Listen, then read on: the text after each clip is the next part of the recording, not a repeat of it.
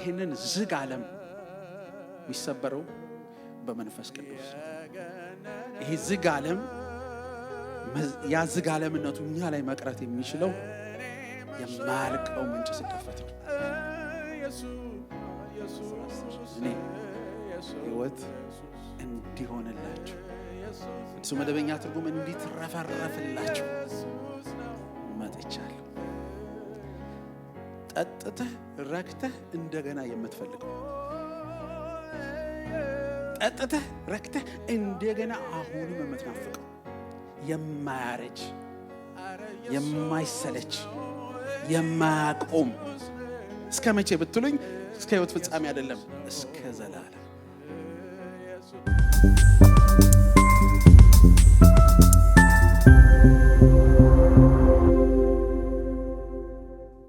መጽሐፈ መክብብ ምዕራፍ 1 ቁጥር 1 እና 2 አንብበን እንጸልያለን።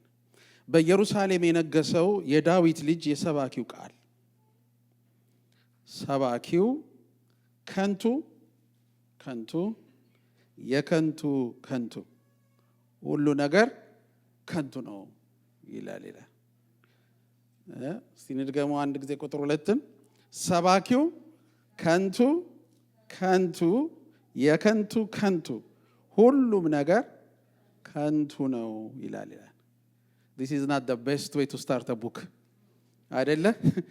አመቻ አይደለም። በዚህ መልኩ ምዕራፍ መጀመር ከባድ ነው። ጠቅላላ ያስከውን ነገር ሁሉ ከንቱ ነው ብሎ ሲጀምር ያስቸግራል አይደል? እና ጎበዝ ጸሐፊ ነው ወይስ ደግሞ በጣም ወርስት ጸሐፊ፣ አስቸጋሪ ጸሐፊ ነው? ሪሊ በጣም ያሳስባል አይደል? ስታስቡት በዚህ አይነት ግሉሚ በሆነ ተስፋ በሚያስቆርጥ ቃል የሚጀምር መጽሐፍ የሚገርም ነው። እና ይሄ ሰው የተናገረው ሰው ማን ነው ብለን ስናስብ ምንድነው የሚለው? በኢየሩሳሌም የነገሰው የዳዊት ልጅ የሰባኪው ቃል ነው። እሱ ማን ነው? ንጉሥ ሰለሞን ነው። ስለዚህ በዛ ይሄ ሰው ነው ይሄንን ብሎ የጀመረው። ጌታ የተባረከ ይሁን። እንግዲህ አንድ ነገር ልበላችሁ። በማህበረሰብ ማንኛውም ማህበረሰብ ሶሳይቲ የምንለው በሶስት አይነት ሰዎች ይከፈላል ይባላል። እና እነዚህ የሚከፈሉባቸው ነገሮች ምንድነው? አንዱ ለማወቅ የማይፈልግ ነው። አንዱ ከማህበረሰብ ውስጥ ያለ ሰው ለማወቅ የማይፈልግ ነው። ሁለተኛው የሚያውቅና ስለሚያውቀው ነገር ምንም የማያደርግ ነው ሁለተኛው። ሶስተኛው ደግሞ የሚያውቅና ባወቀው ዕውቀት ደግሞ የሚኖር አለ። ይዛችኋቸዋል ሶስቱን። የት ጋር እንደምንመደብ ራሳችንን የምናውቀው ግን ሶስት አይነት ነው ብያለሁ። እስቲ አንድ ጊዜ እንደገና ልበላችሁ። የመጀመሪያው ሰው ምንም የማያውቅ ነው ወይም ለማወቅ የማይፈልግ ነው። ሁለተኛው አይነት ሰዎች ደግሞ ከማህበረሰብ ውስጥ ምን አይነት ናቸው? የሚያውቁ ነገር ግን ስለሚያውቁት ነገር ምንም የማያደርጉ።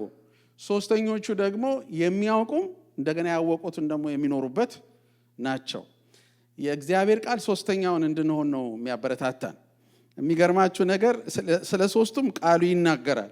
ለምሳሌ ምሳሌ ምዕራፍ 1 ቁጥር 29 ላይ ሄደን ብንመለከት ይሄንን ቃል አንብላችሁ። ምሳሌ 29 ምዕራፍ 1 ከቁጥር 29 ጀምሮ ዕውቀትን ስለጠሉ እግዚአብሔርንም መፍራት ስላልመረጡ ምክሬን ለመቀበል ስላልፈለጉ ዘለፋይን ስለናቁ የመንገዳቸውን ፍሬ ይበላሉ።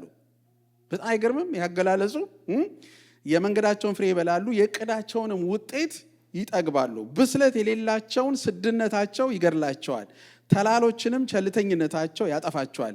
የሚያዳምጠኝ ሁሉ ግን በሰላም ይኖራል፣ ክፉን ሳይፈራ ያለ ስጋት ይቀመጣል ይላል። ስለዚህ ኢግኖራንት ሆነ አትኑር። እኔ የምልህን ነገር ቸል አትበል ወይም ላለመስማት አትፈልግ። ራሱ ቃሉ ሲናገረን እናያለን። እንደገና ኤፌሶን ምዕራፍ 4:18 ላይ እነዚህ ቃሎች ራሳቸው ህይወት ስላለባቸው ነው ማነባቸው። ኤፌሶን 4:18 ላይ ደግሞ ምን የሚል ቃል አለ መሰላችሁ?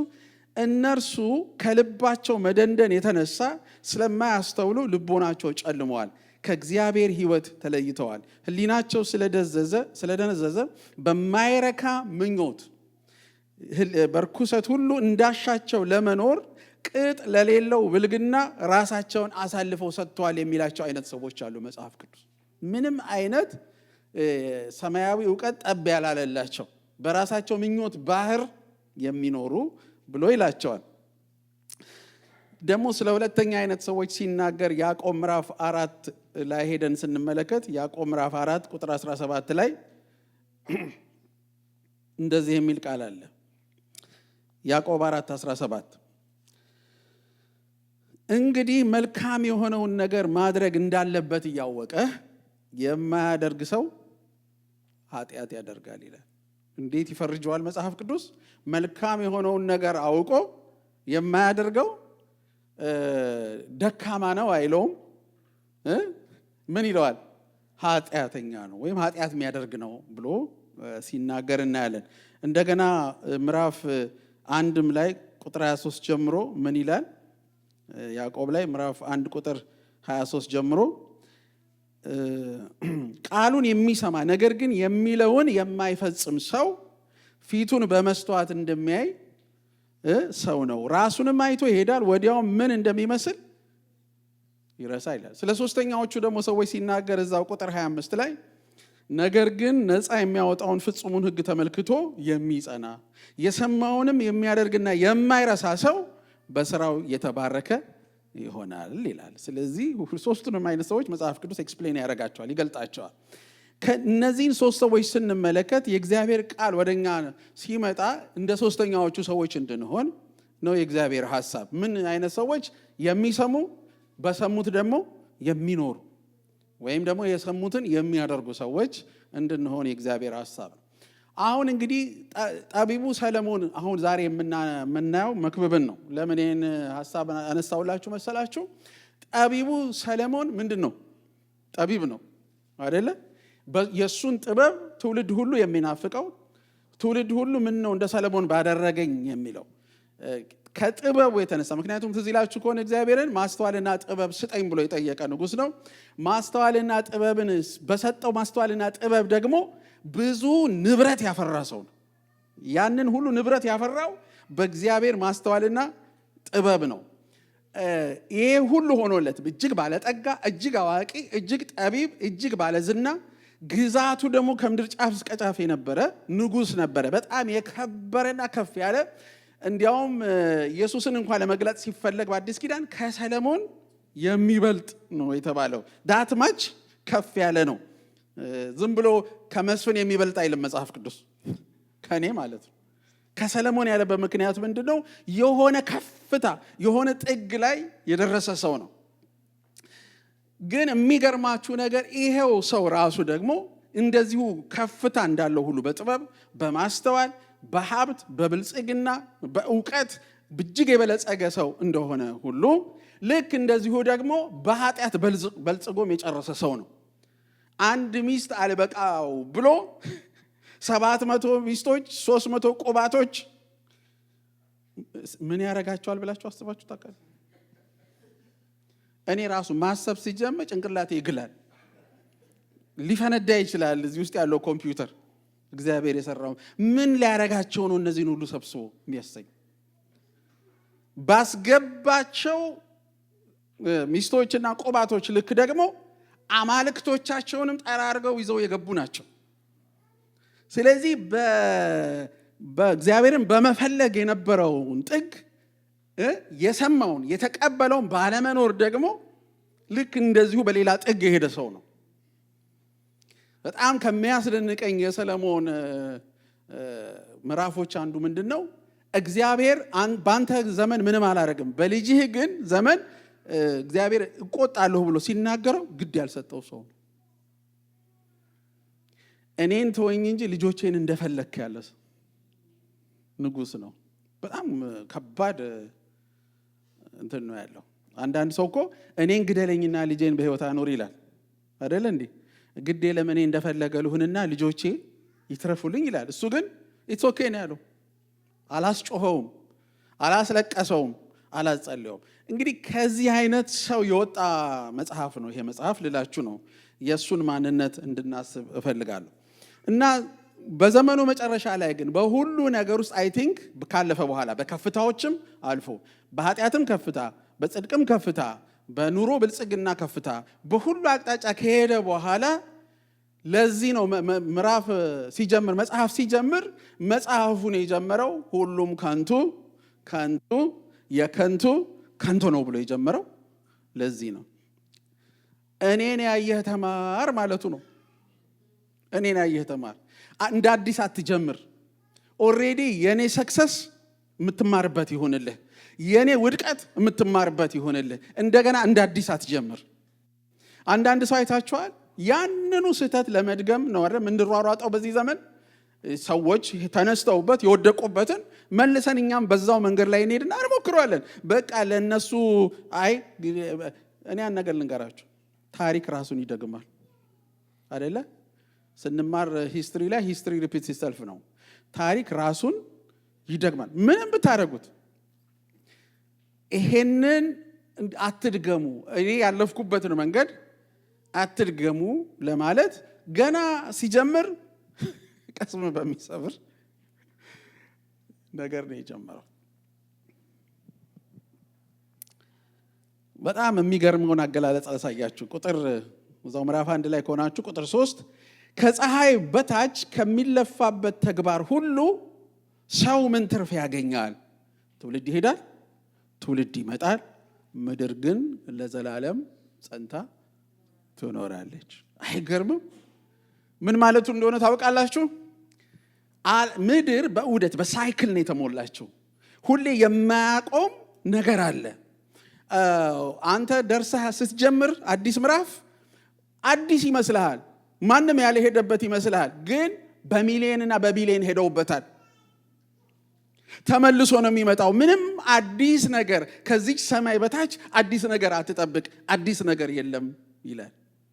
ዛሬ በስልጣኔው ዓለም ውስጥ ወይም በምሁራን ዓለም ውስጥ አንዳንድ ቀደምት ስልጣኔዎች አደረጉ የሚባሉትን ነገር እስከ ዛሬ ድረስ እንዴት እንዳደረጉት አዳዲሶቹ አዋቂዎች ይጠይቃሉ። አዳዲሶቹ ምሁራን በምን አድርገው ነው ያንን ነገር ሊያደርጉት የቻሉት? እስከ ዛሬ ያልተደረሰባቸው ቴክኖሎጂዎች አሉ፣ በሆነ ዘመን ላይ የተደረጉ እንዴት ሊሰሯቸው ቻሉ የሚባሉ ማለት ነው አይደል? እነዛም ሰዎች እንደዚሁ አዲስ ነው ብለው ጀምረው ነው። እነዚህ ደግሞ ገና አዲስ ነው ብሎ የጀመሩት ደግሞ ሳሙኤል ኤልስ አንድ ቀን የሆነ ሰው ቀድሟቸው ሰርቶታል። ስሙ ተቀየረ እንጂ ነገሩ ያው ነው። ስለዚህ ዓለም ምንድናት?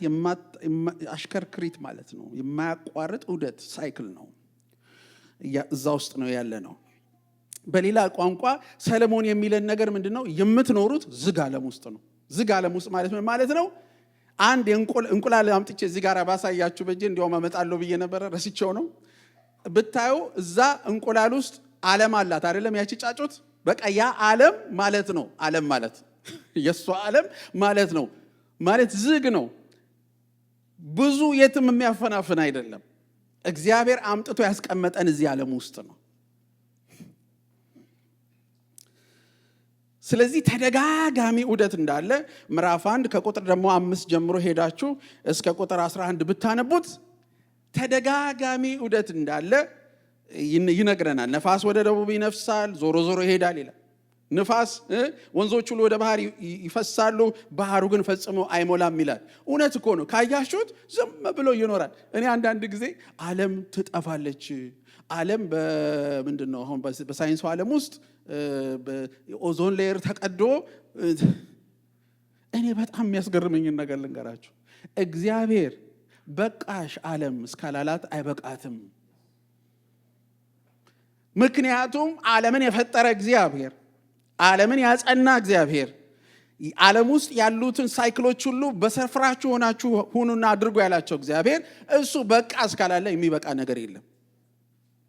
ግን የማናወራው የማንለው ነገር የለም በስመ ስልጣኔ። ይሄ ሳይክሉ አይቆምም። ተደጋጋሚ የሆነ ዑደት አለ፣ ሳይክል አለ ይላል።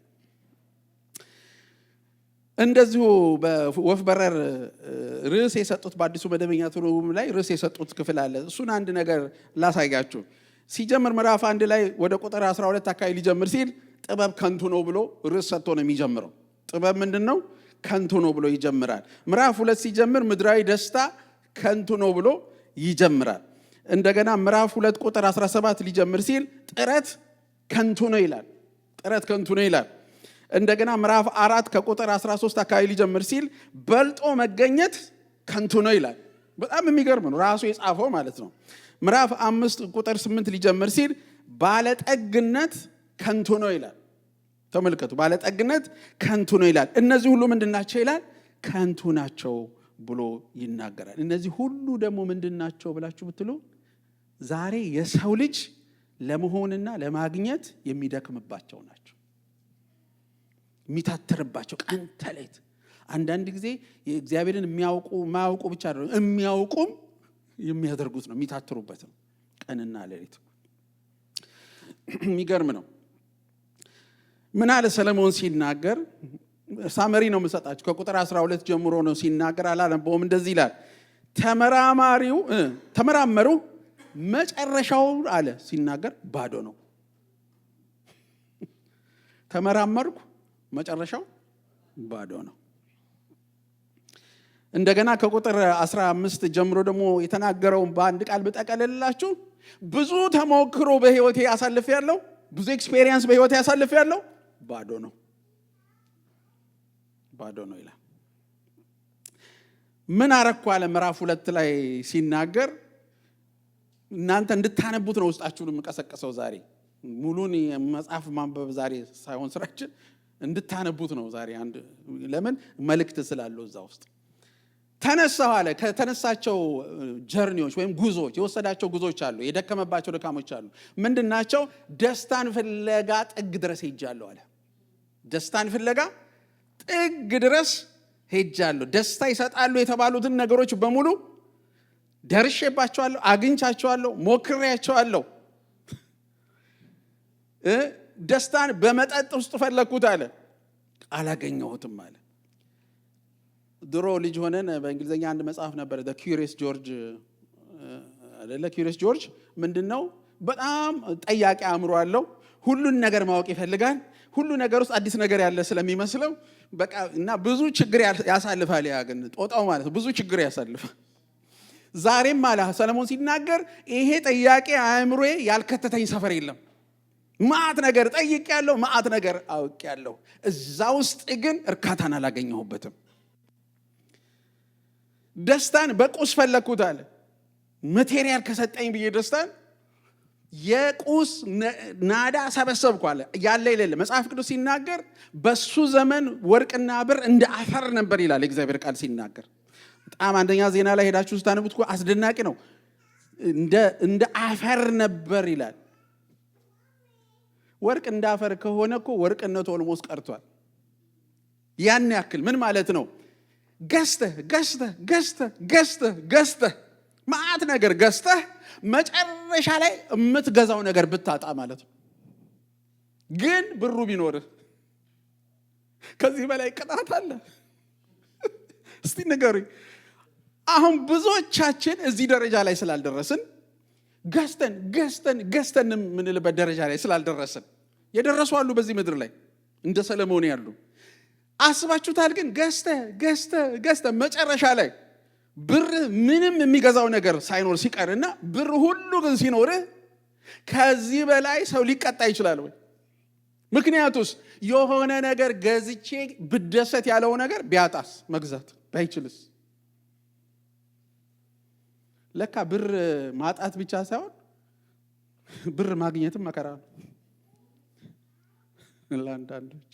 ያፈሰው እግዚአብሔር ልኩን አሳየው። የፈለከውን ያህል ከፍ ብትል ካለኔ ከንቱ ነህ።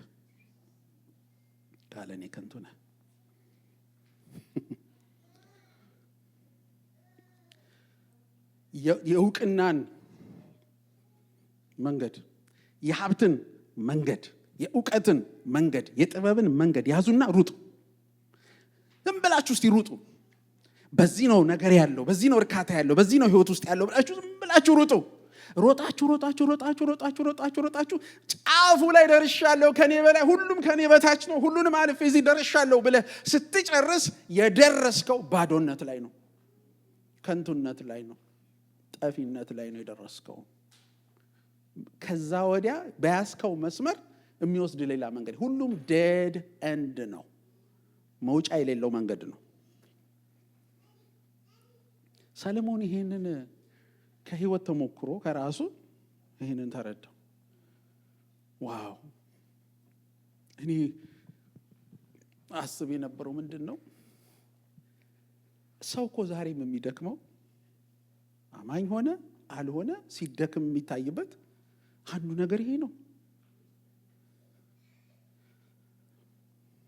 ዋው!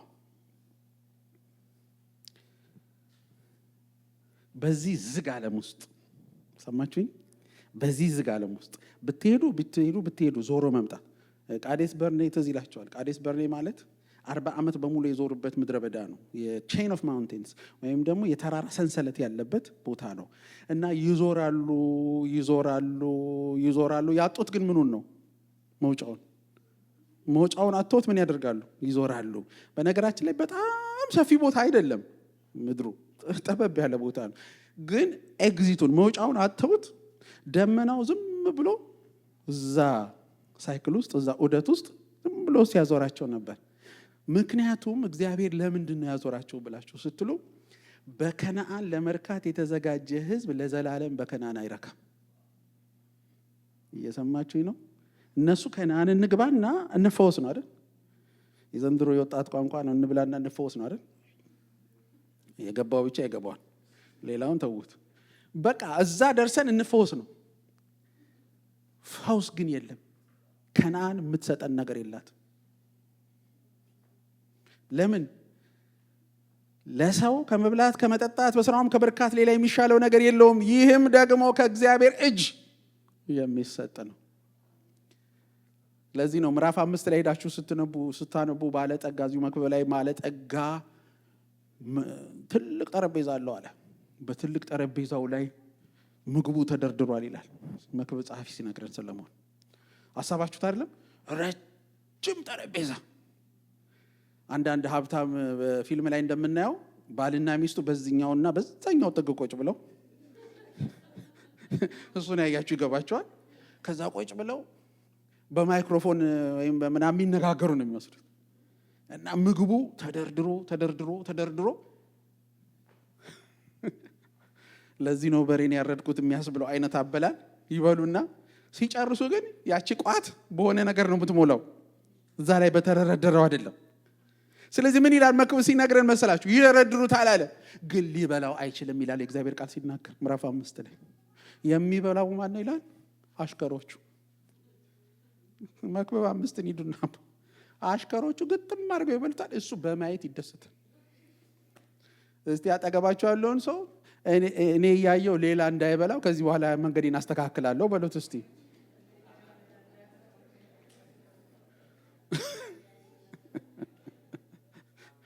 በጣም እኮ የሚገርም እኮ ነው። እንደው ማስተዋል ይስጠን ጌታ። ይኸውላችሁ አንድ ነገር ልንገራችሁ። በህይወት ዘመናችሁ ከተከታተላችሁ፣ ከሮጣችሁ፣ ምን ልበላችሁ፣ ካሳደዳችሁ በፍጹም እነዚህ ነገሮች አይሆኑም። በጣም በጣም አሳፋሪና መጨረሻቸው ደግሞ ጥፋት ነው።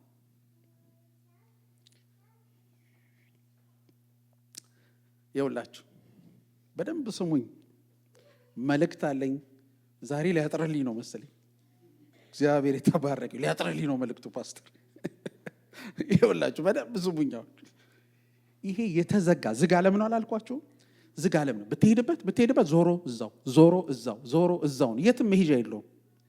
ይሄንን ዓለም ይሄንን የማይሰበር ዝግ ዓለም የሰበረው የናዝሬቱ ኢየሱስ ነው። እንዴት ሰበረው? ላሳያችሁ እንዴት እንደሰበረው።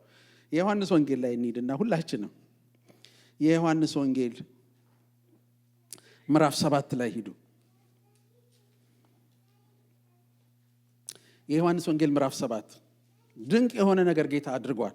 እንደዚህ ላይ ምዕራፍ 7 ቁጥር 37 ጀምሮ የበዓሉ መጨረሻ በሆነው በታላቁ ቀን፣ ይሄ እንግዲህ ሊሰቀል አካባቢ ነው።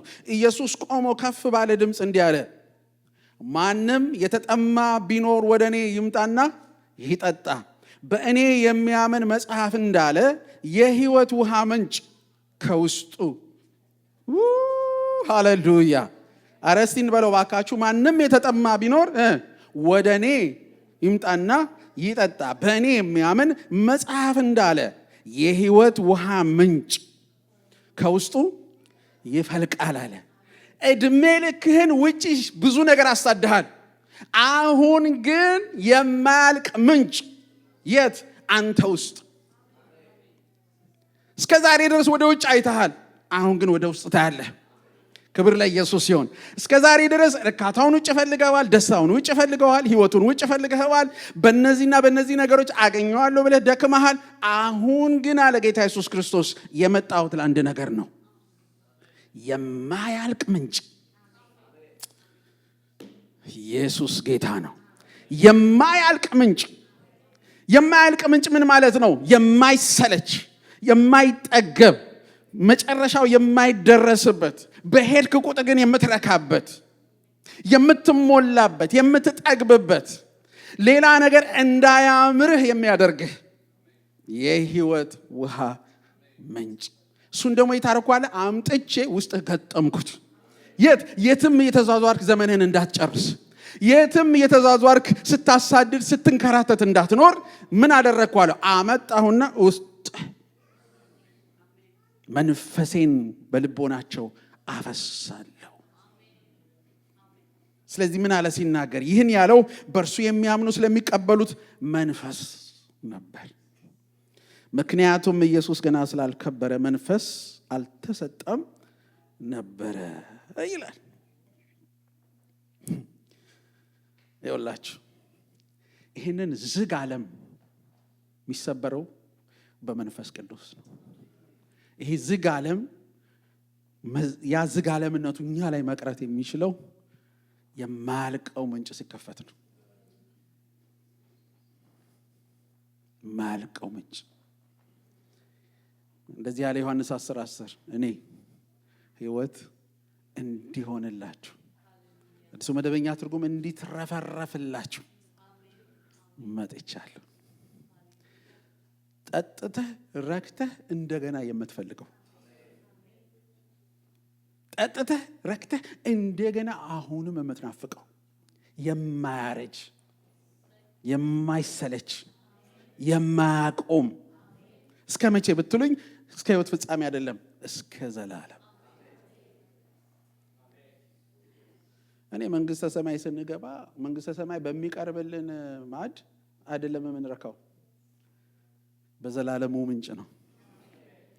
ሃሌሉያ። ምንጭ ተከፍቷል። ምንጭ ተከፍቷል። ምን አለ ሲናገር? በዚህ ምንጭ ነው የምትረኩታል። በጣም ይገርማል።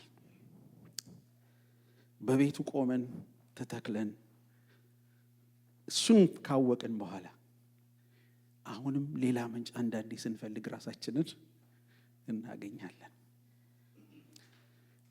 ሐዋርያ ጳውሎስ ስለ ዴማስ ሲናገር ዴማስ ይሄን ዓለም ወዶ ትቶኛል አለ። አይገርምም? አንድ ጊዜ ብርሃን ከበራላቸው በኋላ ይላል ዕብራውያን 6 ላይ አንድ ብርሃን ከበራለ፣ ኢየሱስ ከበራለ፣ መንፈሱ ከፈሰሰ በኋላ ሌላ የሚያረካ ነገር አለ ብለህ በሚሊዮን የሚቆጠር ህዝብ የወደቀበትን፣ ደርሰው ያልረኩበትን፣ ያልተደሰቱበትን እንደገና እሱን ዛሬ ያን ነገር ልንገራችሁ። ብንሰራ ብንለፋ እግዚአብሔር በንብረት ቢባርከን ምድር ላይ ሊገኝ የሚችለውን ነገር ሁሉ እግዚአብሔር ቢሰጠን እነዚህ ነገሮች እኛ መቆየት ስላለብን እና ፈቃዱን በምድር ላይ ለማድረግ መቆየት ስላለብን እንጂ እነዚህ በራሳቸው የሚሰጡን ምንም ነገር የላቸው። ዛሬ ዘመናችንን እየበሉ ያሉ ነገሮች እነዚህ ናቸው። ለክርስቶስ እንዳንገኝ፣ ለፈቃዱ እንዳንገኝ፣ ለሐሳቡ እንዳንገኝ እነዚህን ነገሮች ስናስቀድም ነው ዘመናችንን የጨረስነው። አይ በዚህ ውስጥ ሰላም አገኛለሁ፣ በዚህ ውስጥ እርካታን አገኛለሁ፣ በዚህ ውስጥ እረፍትን አገኛለሁ እያልን ነው ዘመናችንን እየጨረስን ያለ ነው። እግዚአብሔር ግን ወደ ዘላለም ምንጭ እንድንመጣ ማንም የተጠማ ቢኖር የሚለው ቃል ጌታን ለማያውቅ ሰው ብቻ የተሰጠ አይደለም፣ ለሰው ልጅ ሁሉ የተሰጠ ቃል። መቼም ቢሆን ይሄ ምንጭ ያስፈልገናል። በጌታ በኢየሱስ ክርስቶስ መርካት የሚባለው በመንፈስ ቅዱስ መርካት የሚባለው ነገር መቼም ያስፈልገናል። አንድ ሰው ሲናገር እንደዚህ አለ።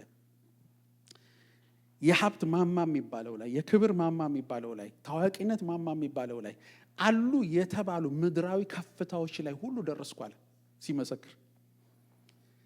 ማድረግ የምፈልገውን ነገር ሁሉ አድርጌያለሁ ያ ሰው ሲናገር። በዘመናችን ያለው ሰው መሆን የሚገባኝን ነገር ሁሉ ለመሆን ፈልጌ ሆኛለሁ አለ። ነገር ግን ሁል ጊዜ አለ ሲጨርስ የሚሰማኝ ስሜት አለ። ያ ስሜት ምን እንደሆነ ታውቃላችሁ አለ? ሁሌ አንስተው ጨለማ ክፍል ውስጥ እንዳስቀመጡት ሰው ይሰማኛል። ምንም የሌለበት ባዶ ጨለማ ክፍል ውስጥ ሮጬ በቃ እዛ ጋራ ነው ጥጉ ያለው ብዬ ደርሼ ልክ ክፍሉን ከፍቼ ስገባ የምገባው ጨለማ ባዶ ክፍል ውስጥ ነው። እንደዚህ ነው የምገልጸው አለ ያ ሰው ሲናገር። ሮጠህ ግን ወደ ሙላቱ ትገባለህ፣ ወደ ክብሩ ትገባለህ፣ ወደ ኃይሉ ትገባለህ። ዘመንህን በሙሉ ረክተህ የምትኖርበት ጌታ ነው። እርካታ በጣም አደገኛ ነገር ነው ካልታወቀ፣ መፍትሄው ካልታወቀ በጣም አደገኛ ነገር ነው። ለዚህ ነው ሐዋርያ ጳውሎስ ሲናገር ያለኝ ይበቃኛል ማለትን ተማር። ያለኝ ይበቃኛል ማለትን ተማር። አዲስ ነገር በመጨመሬ እረካለሁ ብለህ ተስፋ አታድርግ። እኔ አንድ ነገር ዛሬ ልበላችሁና ልጨርስ። ምንም ነገር ውስጥ የሚከተን የእግዚአብሔር የዘላለም ምክርና ሐሳብ ይሁን። ኧረ አሜን። ምን ማለት ነው? ከፍታ ላይ እግዚአብሔር እንድንወጣ ከፈለገ ዓላማው እዛ ውስጥ ካለ በእኛ ህይወት እዛ እንግባ፣ ምንም ችግር የለም። ለምን ይመስላችኋል? አስቴር ንግስት ሆና በዛ ከፍታ ውስጥ ገብታ ወርዳ ግን ከመርዶክዮስ ጋር መነጋገር የማይከብዳት ለምን ይመስላችኋል? ምክንያቱም እዛ ይዟት የገባው ዓላማው እንጂ ይሄ የከፍታ የመጨረሻ ነው ብላ አይደለም። መኖሪያ የዘላለም አምላክ ነው። የዘላለም ግንዶች ካንተ በታች ናቸው። የኔና የእናንተ ከፍታ እግዚአብሔር ነው። ሌላ ምንም ነገር የለም። እግዚአብሔር ስሙ የተባረከ ይሁን። ዛሬ ተነሱና አንድ ነገር በህይወታችሁ በሉ። ጌታ ሆይ ከዚህ በኋላ መረካው ረክቼ የምኖረው ባንተ ብቻ እና ብቻ። ሁሉ ነገር በህይወቴ ቢመጣ ከፈቃድህ አንጻር፣ በተረፈ መዳረሻዬ አይደለም፣ ፍጻሜ አይደለም። ተነስቼ እሮጣለሁ ያለኝን ሁሉ አጣዋለሁ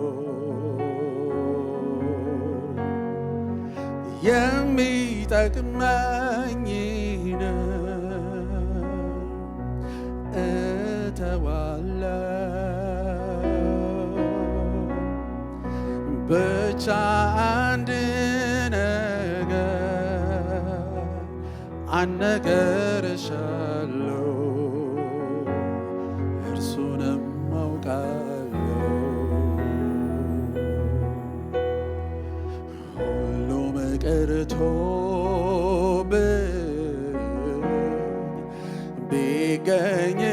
ቢገኝልኝ ኢየሱስ ነው ጉጉቴ የናፈቀ በእርሱ ተገኝቼ እርሱንም አግኝቼ ሌላ መሻት የለኝ የምራበው ኢየሱስ እንቁዬ ነው። እርሱን ከማወቅ ጋር ምን ይወዳደራል? ሁሉን እቅፍ አድርጎ አስትቶ ያስኬዳል ሽልማቴ ሌላ መች ለኔ ሆነልኝ እርሱ ነው ኢየሱስ እኔን የወደደኝ እርሱን ከማወቅ ጋር ምን ይወዳደራል ሁሉን እርግፍ አድርጎ አስትቶ ያስኬዳል ሽልማቴ ሌላ መች ለኔ ሆነልኝ እርሱ ነው ኢየሱስ እኔን የወደደ ሽልማቴ የኔ ጌታ ሽልማቴ የኔ ኢየሱስ ሽልማቴ የኔ ጌታ ሽልማቴ የኔ ኢየሱስ ሆነ ተገኝተሃል በእኔ ዘንድ አንደኛው ሁሉንም ማስናቀኝ ኢየሱስ የኔ እረኛ ሆነ ተገኝተሃል በእኔ ዘንድ አንደኛው ሁሉንም እስቲ ዛሬ ከሱ በላይ የከበረ ነገር ሁሉ በሕይወታችን ላይ ይውደቅ። እስቲ ዛሬ መጣል ያለብንን ነገር ሁሉ እንጣል። ካንተ በላይ የከበረ ነገር ከእግሮቼ ስር ዛሬ ጣሉት። ዛሬ በጌታ ፊት ወገኖቼ ዓለምን ጥጓ ላይ የደረሰው ሰለሞን ባካችሁ ከንቱ ነው አለ። የከንቱ ከንቱ ነው፣ ዘመናችሁን በዚህ አታቃጥሉ አለ። ክብር ኢየሱስ ነው። ሕይወት ኢየሱስ ነው። ሙላት ኢየሱስ ነው። እርካታ ኢየሱስ ነው።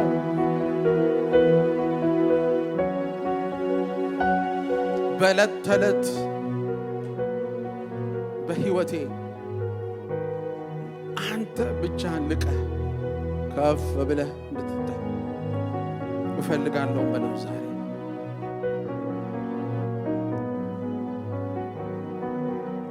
አስቀንቼህ ከሆነ ሌሎች ነገሮች አስበልጬህ ከሆነ ዛሬ አግዘኝ ጌታ ሆይ፣ ለአንተና ለቤትህ ታማኝ ሆኜ ልኖር በሉት ዛሬ።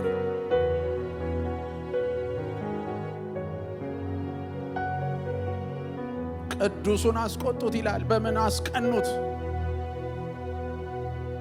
ራሱ እግዚአብሔር በባረከው አእምሮ፣ ራሱ እግዚአብሔር በሰጠው ጥበብ ሰለሞን እግዚአብሔርን እስኪረሳ ድረስ ሆነ።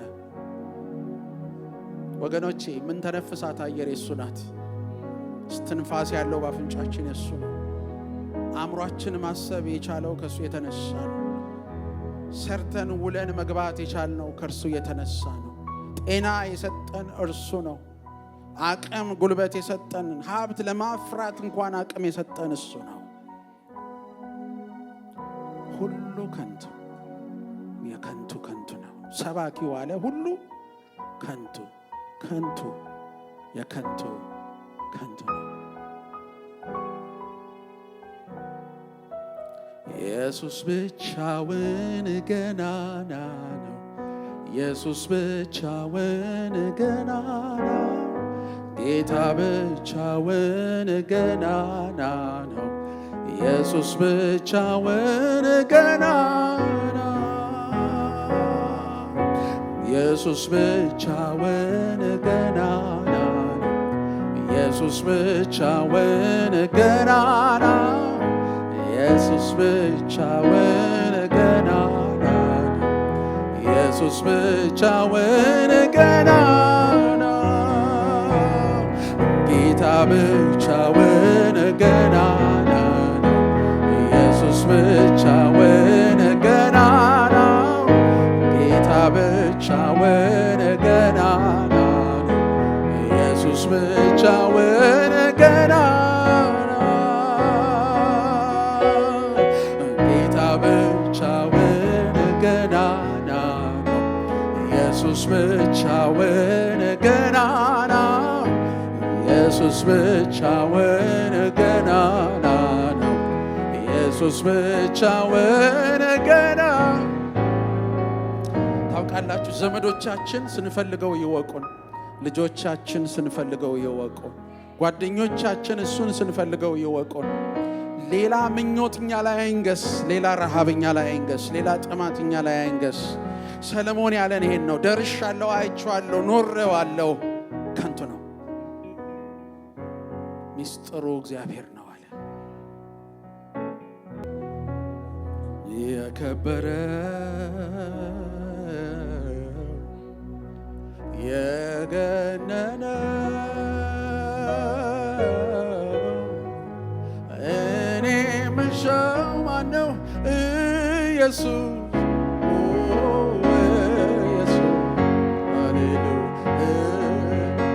ኢየሱስ ነው፣ ኢየሱስ ነው፣ ኢየሱስ ነው። እስቲ የከበረው በሉት። የከበረ የገነነ እኔ ምሻው ኢየሱስ ኢየሱስ ነው። ኢየሱስ ነው። አረ ማይል ሰው አይኖር በዚህ ቤት ውስጥ። ኢየሱስ ነው። ኢየሱስ አሜን አሜን። ኢየሱስ ነው። አረ ኢየሱስ ነው። ኢየሱስ ነው። ኢየሱስ ነው። አውጁ ዛሬ የከበረው የከበረ የገነነ እኔ ምሻው ኢየሱስ ኢየሱስ ኢየሱስ ኢየሱስ ነው። ኢየሱስ ነው።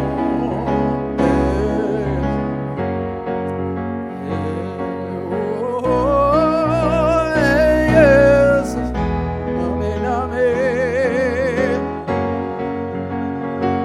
አረ ኢየሱስ ነው። ኢየሱስ ነው። ኢየሱስ ነው። ኢየሱስ በሉት እስቲ። ኢየሱስ ረሃቤ መሻቴ ኢየሱስ ነው። ኢየሱስ ነው። ኢየሱስ ነው። አረ ሕይወቴ ነው በሉት። ኢየሱስ ነው። ኢየሱስ አሜን አሜን።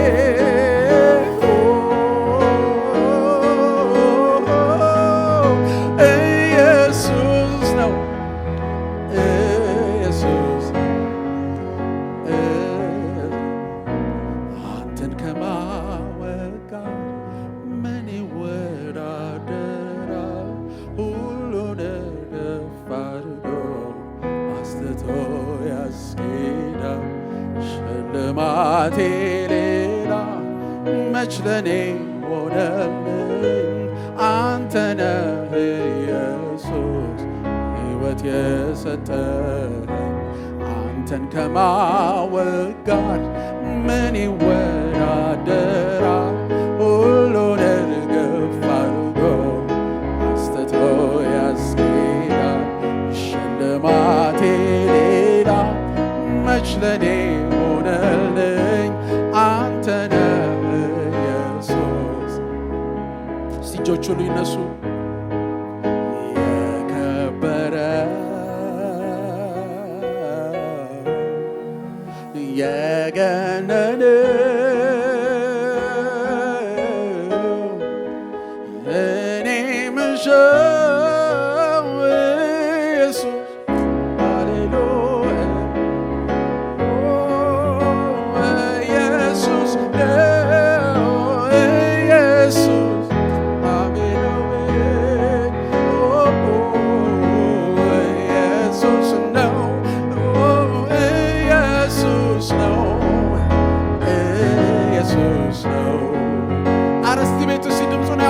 በሉት ሃሌሉያ ኢየሱስ ነው ኢየሱስ ፍጥረቱ እየሰማ ሁሉ እየሰማ በሉት እስቲ ኢየሱስ አሜን አሜን ኢየሱስ ነው ኢየሱስ ነው ኢየሱስ አሜን አሜን